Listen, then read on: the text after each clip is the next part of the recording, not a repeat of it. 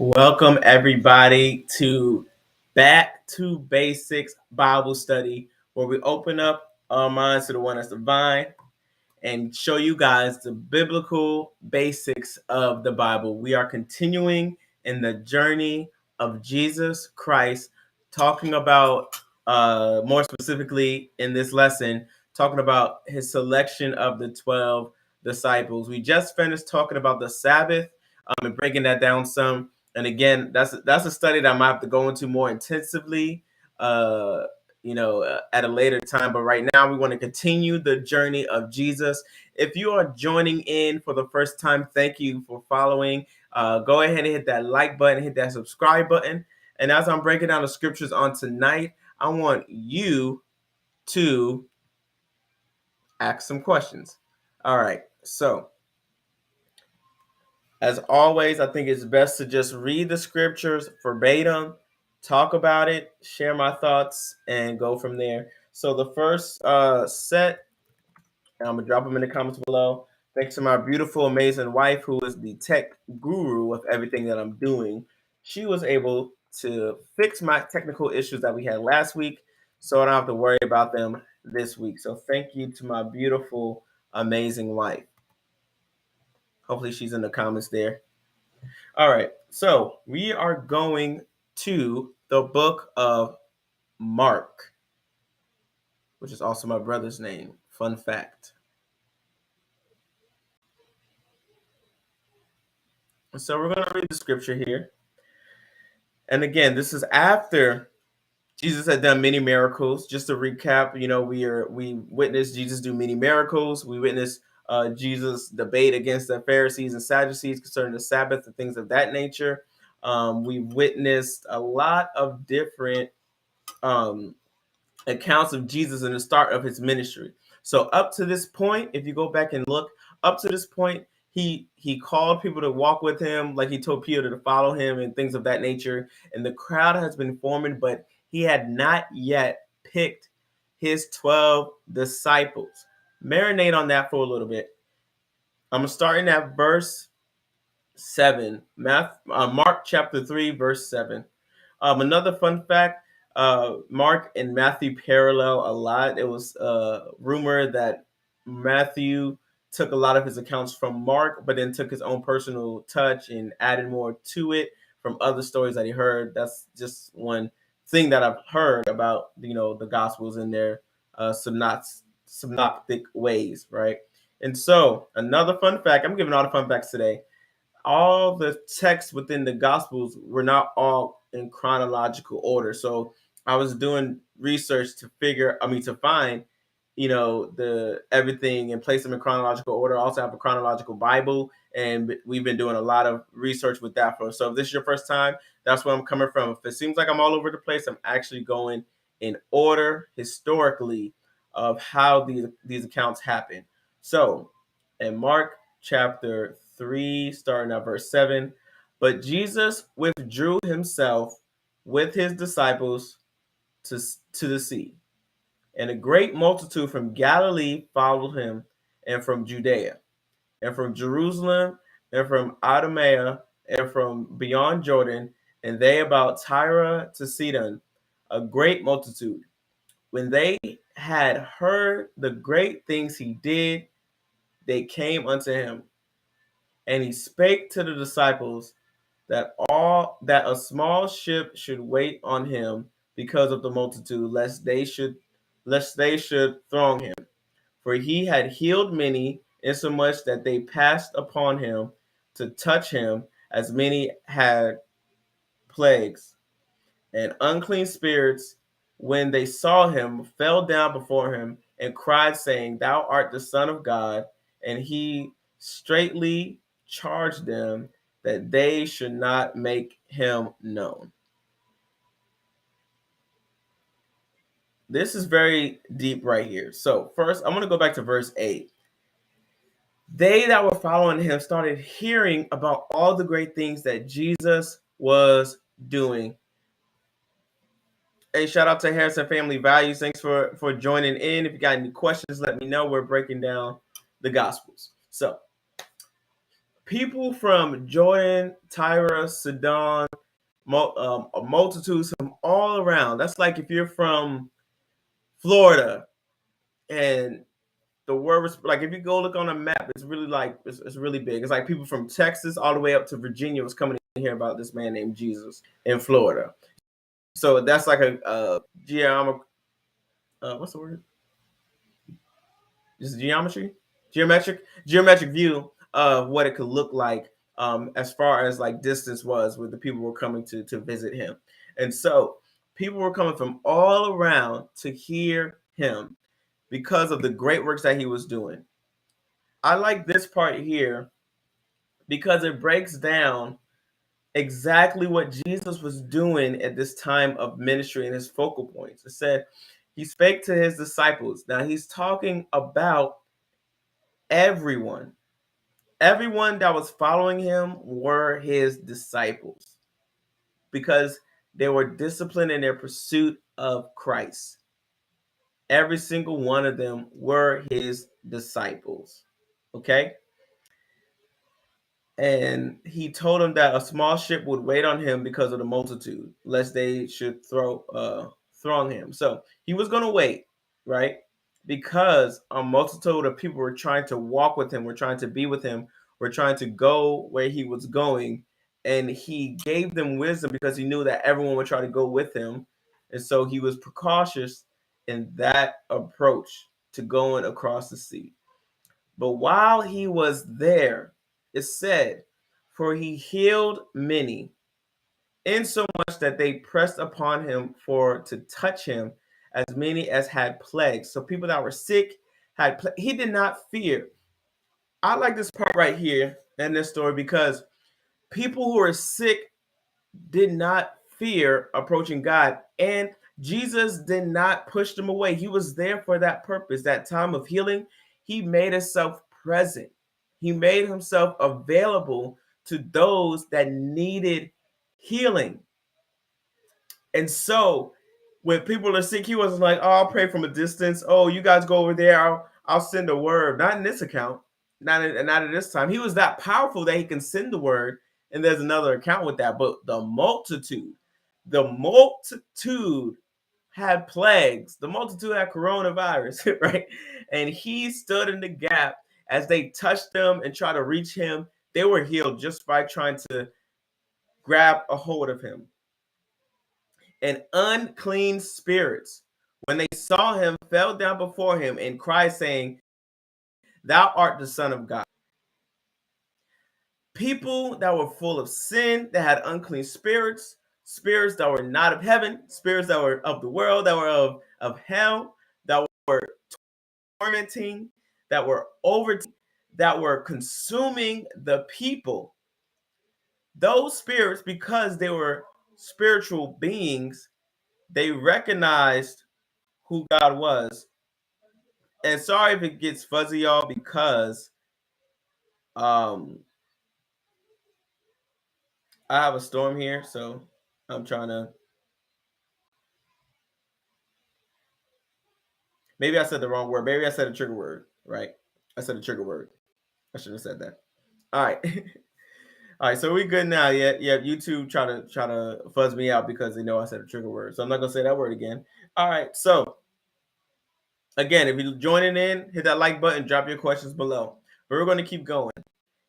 This solidifies who Jesus was. And this is still the beginning of his ministry. He hasn't even given the great Sermon on the Mount yet. That's coming next. He hasn't even picked his 12 yet. We're about to talk about that in a little bit. This guy, before he had the cloud of witnesses, his disciples having his back, before he died and rose, this is the start of his ministry, healing people. Think about this. In the beginning of his ministry, healing people, some of the first people to acknowledge who he was were the unclean spirits. They saw him and fell before him. He didn't have to prove himself to the unclean spirits. So the people that the unclean spirits knew who Jesus was. And they cried, saying, thou art the Son of God. Before he had to prove himself, before he did many miracles, there's a lot of huge miracles that Jesus did not even fulfill yet according to the lesson that we're doing for you guys. And they were already telling the people, worship this man.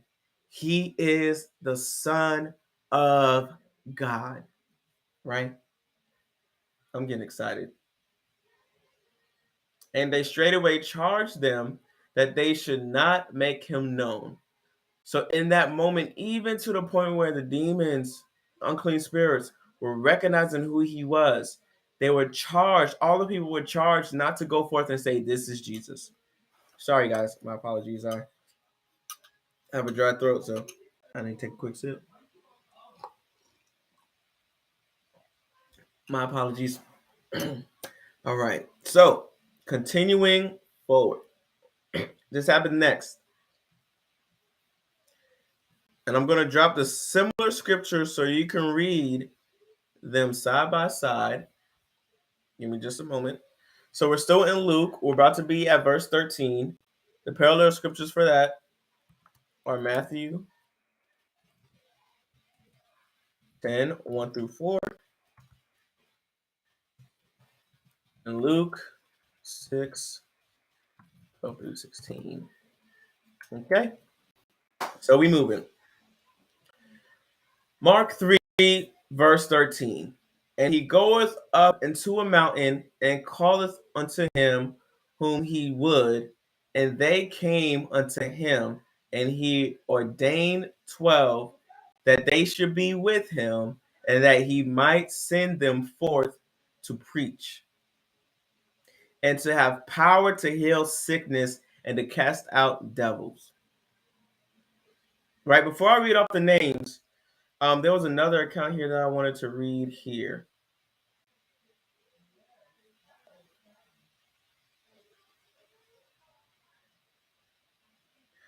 I want to read verse 6 right here. It's slightly different. And I want you to catch why I wanted to highlight this particular passage in Luke 6 and 12. The first one right there on top, and it reads, and it came to pass in those days that he went out into the mountain to pray and continued all night in prayer to God. He prayed all night because he knew what he was about to do, okay? He prayed all night. And in the morning is when he went to call unto himself his disciples. So all night he was prepared himself for his work. I want to encourage you guys that whatever God has placed you to do, don't just jump on the first person that likes your idea. The first person that thinks is a great idea, the first person that comes to you or shows themselves, even if they're in your circle, right? Don't give them that first put it like this. They got to be tried. They got to be tried. Jesus was doing miracles, was walking with these people, had disciples for days following him. But he waited a little bit. He waited a little bit. And then when he decided it was time for him to bring people onto his team, you know, if you're in ministry, to bring people onto your staff. I like to throw business in there. If you're building a business and you want the perfect team to run your business, don't just get the first person that you see that looks qualified, that seems qualified, or that's acting qualified.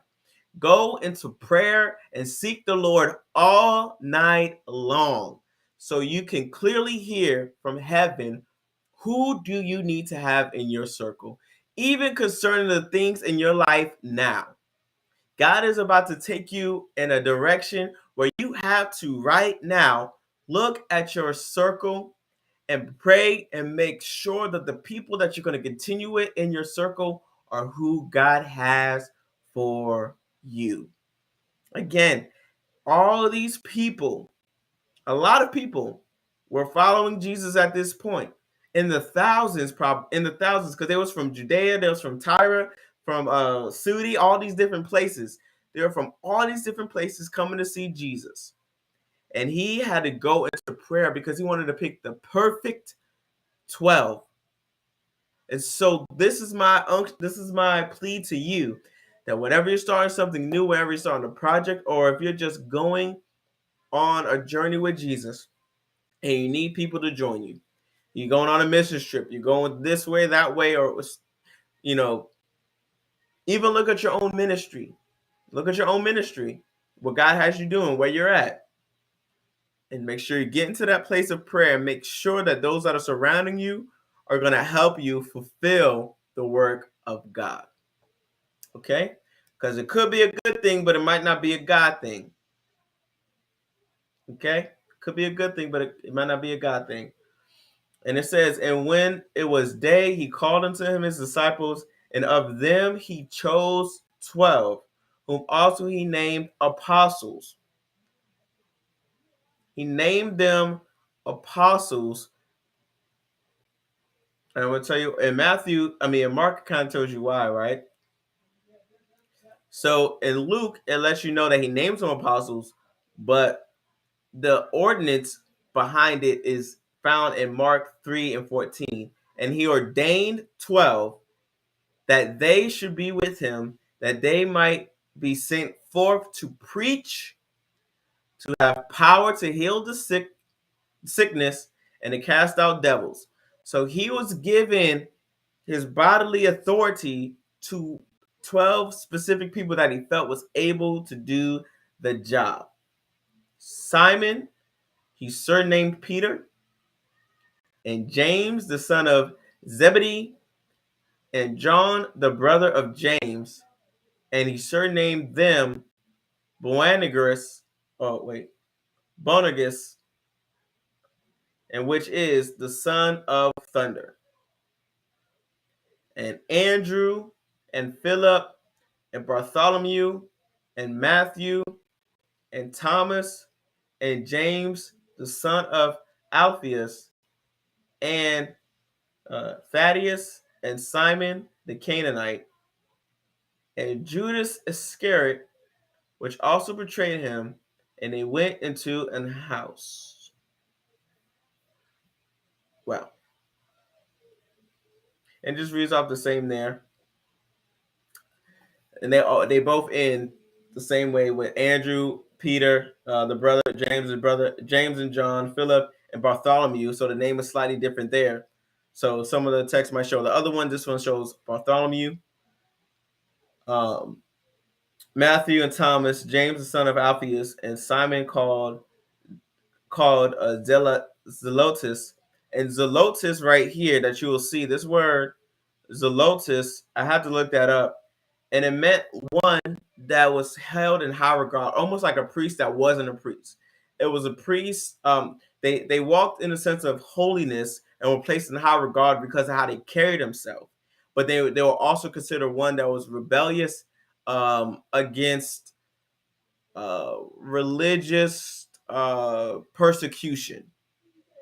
So like the priests, so they were considered holy like the priests, but they weren't of like the priesthood, but they were more of advocates for the Christian body. And so, and if you research exactly what they were actually like a crusade where they helped out. Here, let me actually go to it because I took a note there. Where there was a priest named Eleazar. So Eleazar, this happens after Jesus, who was uh, in the Roman area, and they call on the zealots to help them war and fight against the Roman Empire, and they were successful. But those were the people that were religious and also, in a sense, against rebellion. So I mean, we're not against rebellion, but they were rebellious. But that was different than the Jews here. It was basically someone that was held in high regard, someone that you might know that is simply holy, that is simply righteous, that is simply walks upright. They might not be a pastor, a preacher, an apostle, but when you see them, you know the anointing of the Lord is on them. You know they have a zeal of God. You know that they carry the anointing of the Lord, a zealot, that as it were. And this one here says, and Judas, the brother of James, and Judas Iscariot, which also was the traitor, right? And so you can tell when they put the text like that these things happened after the fact. This happened after the fact where it came to, acknowledging who Judas Iscariot was. And so that's a whole nother story in itself. But the way these texts are written, they're written as, they didn't write them as they were happening. All this stuff happened and they basically pulled from memory the best they could. That's why you see something like Bartholomew's name was written Bartholomew here, which doesn't make a big deal. Those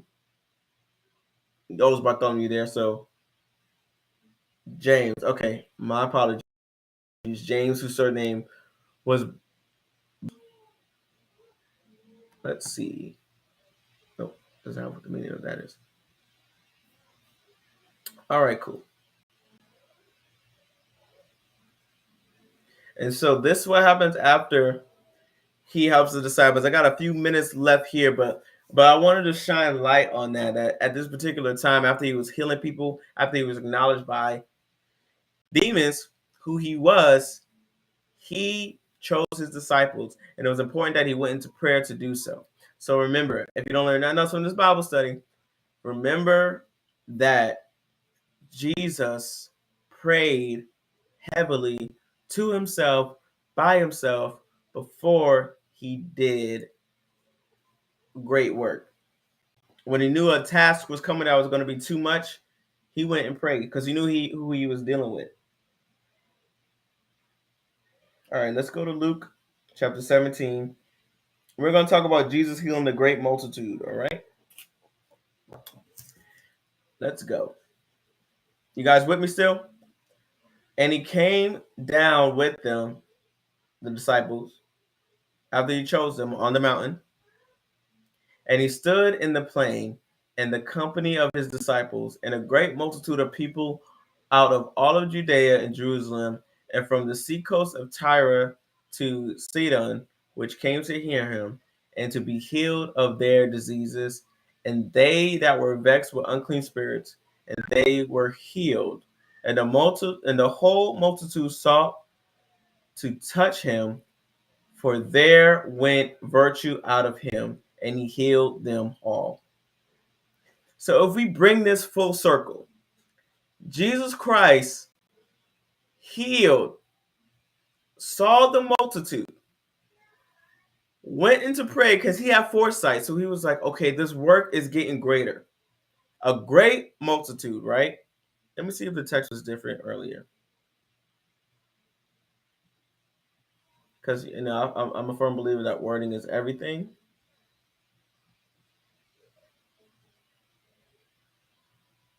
All right, let me go back to Mark, just so I can confirm my thought process here.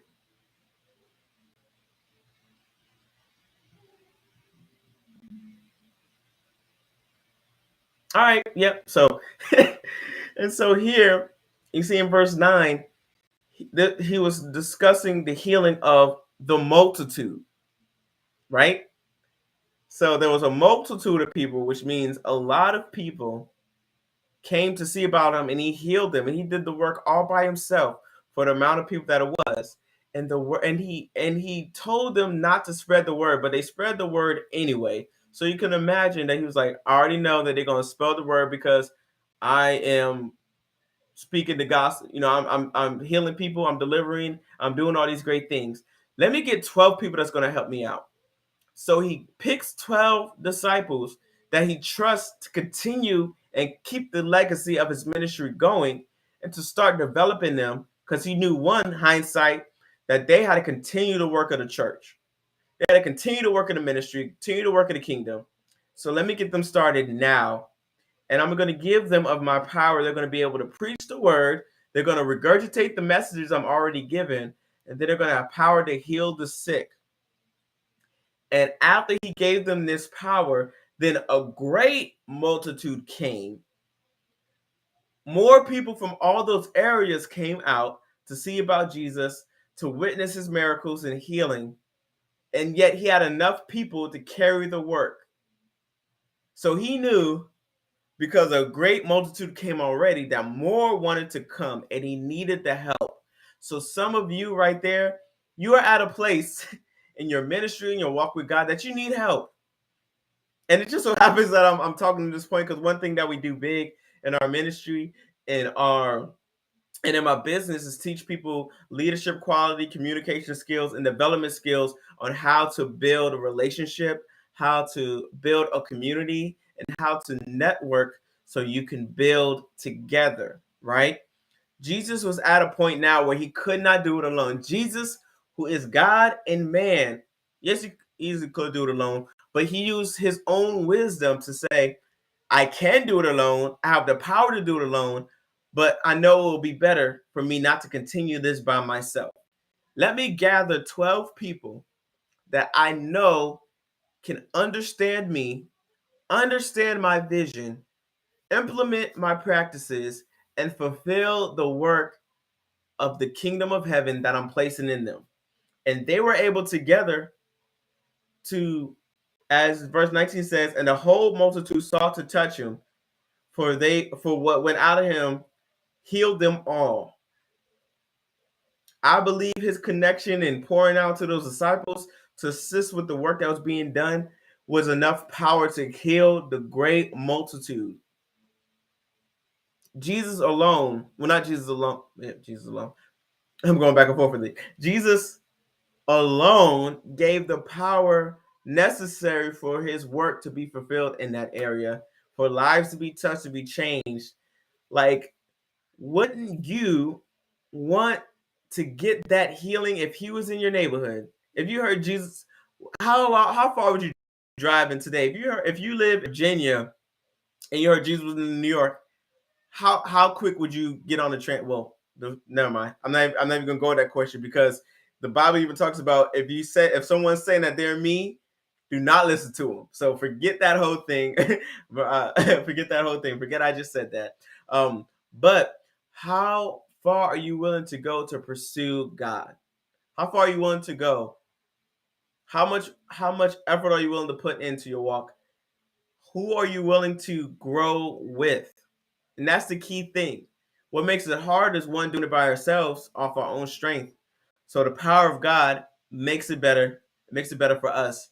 Number two, it makes it so much easier to have a team on this journey with us. So I encourage you guys to get into that time of prayer, seeking the Lord, and really understand his vision for your life, and really take time to figure out in your circle of influence who is building you up and who will take you higher in this time.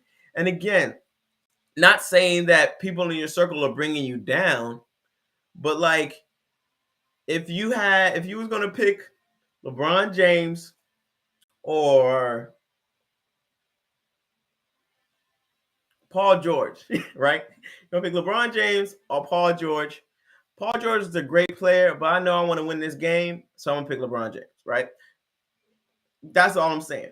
You gotta get into that space of finding out who exactly God has for you and who is essential for your journey. Jesus picked 12 people. He could have picked any 12 people, but he's picked these specific 12 people because he knew hindsight what will come out of the fruit of their works, of what they did. And that's all through the books of Acts, all through the New Testament. Jesus saw that ahead of time. He foresaw that. He knew that these people were the ones that will stick with me. Well, almost to the end, because only John was there at the cross. But afterwards, when he came back, they believed on him, got filled with the Holy Spirit, and went out, all except Judas Iscariot. But that's where I want to conclude on today. Hopefully, this lesson was fruitful for you. Leave some comments below. If you catch this later, go ahead and hit that like button. Again, reach out to us if you have any questions, if there's any topics of discussion that you want us to dive into. Right now, we're continuing the journey of Jesus, and it looks like next week we'll be going into the Beatitudes and breaking those scriptures down for you guys. Thank you guys for joining in. And as always, be encouraged, be blessed, be inspired, and get your circle right.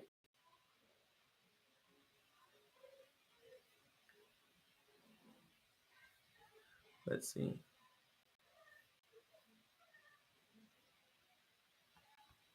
Till next time.